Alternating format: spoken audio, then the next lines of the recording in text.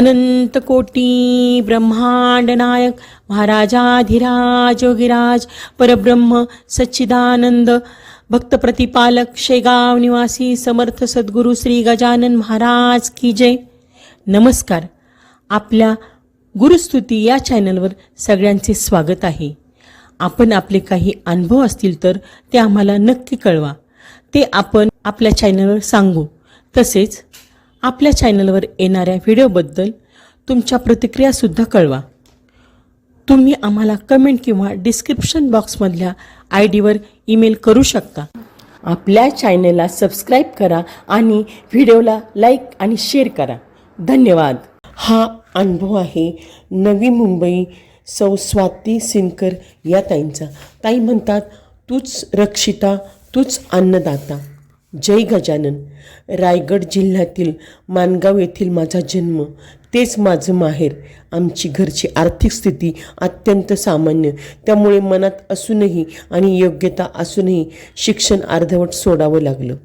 घरच्या आर्थिक स्थितीत आपला हातभार लागावा व उद्या लग्नासाठी प्रयत्न करताना वडिलांच्या शब्दाला थोडी किंमत यावी म्हणून नोकरीचा शोध घेणं अपरिहार्य झाल्याने अलिबाग येथील सेवा योजना कार्यालयात नाव नोंदवले आणि नोकरीसाठी माझी तळफड सुरू झाली.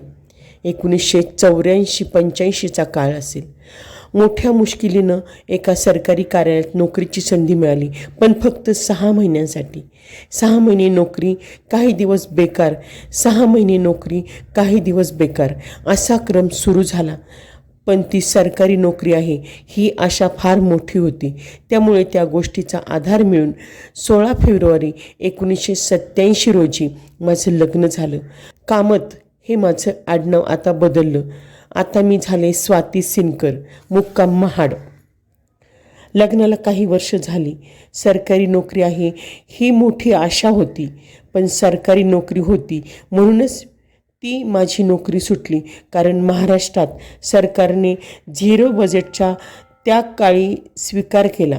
परिणामी तेव्हा खूप लोकांची नोकरी सुटली. माझीही नोकरी सुटली. आर्थिक स्थिती सांभाळण्यासाठी आणि लग्न ठरण्यासाठी जो फार मोठा आधार होता तोच गेला. त्यामुळे प्रचंड मानसिक त्रास सुरू झाला. अंतर्मनातील आंदोलन आणि सभोवतालच्या लोकांची दृष्टी यानं मनाला क्लेश होऊ लागले. पण त्या वाईटात चांगलं असं झालं की नियतीने तोच काळ माझ्या जीवनात गजानन महाराजांच्या प्रवेशासाठी निवडला. कार्यालयीन कामात परिचयाची झालेली माझी मैत्रीण मीनाक्षी मनोहर हिनं माझ्या जीवनाची घालमेल पाहून मला गजानन विजय वाचण्याचा सल्ला दिला. शेगावच्या गजानन महाराजांच्या विषयी माहिती दिली आणि मी गजानन महाराजांची भक्ती करू लागले. माझं गजानन विजय वाचन सुरू झालं. त्याला स्वाभाविकपणेच मनाच्या अर्थतेची जोड मिळाली. परिणामी महाराजांच्या कृपेने मला 4 महिन्यासाठी का होईना तहसीलदार कचेरी महाड येथे कामावर रुजू करून घेण्यात आलं. निमित्त होतं निवडणुकीचं. 4 महिन्यानंतर पुढे काय या प्रश्नांची टांगती तलवार डोक्यावर होती. त्यामुळे तळमळीने गजानन विजय वाचन सुरू केलं. मला त्या सर्व गोष्टींची इतकं वेळ लागलं की ऑफिसात रिकामे वेळी मी कागदावर विजय ग्रंथातील ओवी लिहायचे, महाराजांचे विचार लिहायचे. गजानन महाराज या विषयात गढून जायचे. त्याच सुमारास एके रात्री महाराज माझ्या स्वप्नात आले. मला म्हणाले, तू शेगावला ये, मी तुझी अर्धी भाकरी पूर्ण करतोय. मनात शेगावला जाण्याची तीव्र इच्छा निर्माण झाली. पण 4 महिन्याच्या त्या टेम्पररी नोकरीत 4 दिवसाची रजा मिळणार कशी? पण प्रश्न शेवटी निष्ठेचाही होता. एक दिवस नायब तहसीलदारांना हिमतीनं विचारलं, सर शेगावला जायचं होतं. योग एवढा जबरदस्त होता की साहेब गजानन महाराजांचे भक्त होते. ते म्हणाले, मध्यंतरी तुझ्या टेबलावर कागदावर तू लिहिलेल्या ओव्या मला दिसल्या.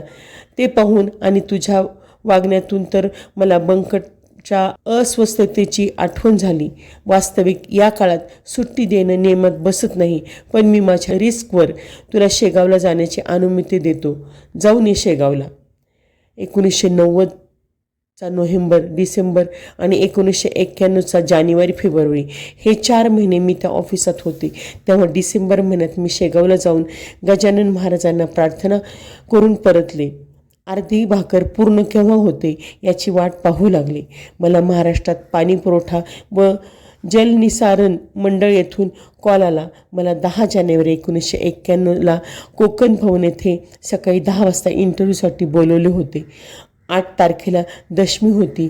मी दशमीला 7 अध्याय, एकादशीला 7 अध्याय व द्वादशी म्हणजे 10 तारखेला पहाटे 4 वाजता उठून 4 अध्याय व इंटरव्ह्यूनंतर शेवटचे 3 अध्याय असा बेत आखला. 4 अध्याय वाचून सकाळी 7 वाजता महाडहून कोकण भवनासाठी बस पकडली. पनवेलपर्यंत मला छान झोप लागली. पनवेलला मिस्टरांनी जागं केलं. आता अर्धा तास प्रवास होता. मी बाहेर बघितलं. पाईपलाईनवर मराठी इंग्रजीतून ऑफिसचं नाव आणि कार्यालयीन व आमच्या विषयाची संबंधित माहिती लिहिली होती. मी ती मनापासून वाचली. जणू ते महाराजांनीच मला सुचवलं असावं, कारण इंटरव्ह्यूमध्ये नेमके तेच प्रश्न विचारण्यात येऊन माझी उत्तरं अचूक ठरलीत. एकूण 300 मुलांमधून 12 जणांची निवड झाली. त्यात मी एक होते. कुठलाही पैशाचा व्यवहार न होता महाराजांनी माझं काम केलं होतं. पण पुढे 11 लोकांना कॉल लेटर आलं, पण मला मात्र आलं नाही. मी अस्वस्थ झाले. मला आठवतं त्या रात्री मी महाराजांना कळवळून प्रार्थना केली. म्हटलं, महाराज तुम्ही बोलवलं, मी शेगावला आले, दर्शन झालं, माझं काही चुकलं का? माझी अर्धी भाकर पूर्ण केव्हा होणार? त्याच रात्री मला स्वप्न पडलं. मी स्वप्नात पाहिलं, माणगावला आमच्या घराचं दार बंद आहे. तिथे कडीत पत्र अडकून ठेवलं आहे. मी दुसरेच दिवशी माझ्या 1.5 वर्षाच्या स्वप्नालीला घेऊन माणगावला गेले. खरोखरच तिथे नोकरीवर रुजू होण्याचा आदेश माझी वाट पाहत होता. आपण गजानन विजय ग्रंथात वाचतो ना की महाराजांनी काशीनाथ पंथाला सांगितलं की जा, तारवाला तुझी वाट पाहतो आहे, आणि काशीनाथ पंथाला नोकरी लागली. अगदी तशीच गत झाली माझी. आता या सर्व गोष्टींना बराच काळ लोटला. सध्या मी CBD बेलापूर येथे स्थायिक झाले आहे. मधल्या काळात महाराजांनी बरेच विलक्षण अनुभव दिलेत, अगदी मुलाच्या मृत्यूच्या दारातून परत आणण्यापर्यंत. हे अनुभव मी पूर्वी कथन केले आहेत. अगदी अलीकडे म्हणजे नोव्हेंबर 2018चा एक अनुभव सांगून तुमची रजा घेते. 5/11/2018ची गोष्ट. धनत्रयोदशी होती. दिवाळीसाठी पुण्याला मुलाकडे जाण्याची योजना होती. दुपारी 3:30-4च्या गाडीनं मी निघू शकणार होते. ऑफिसातून साहेबांनी तशी अनुमतीही दिली.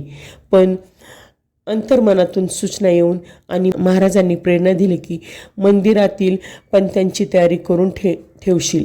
त्याप्रमाणे मी 2 बायकांना व एका मुलीला संध्याकाळी घरी दिवाळी इनाम घेण्यासाठी बोलवलं.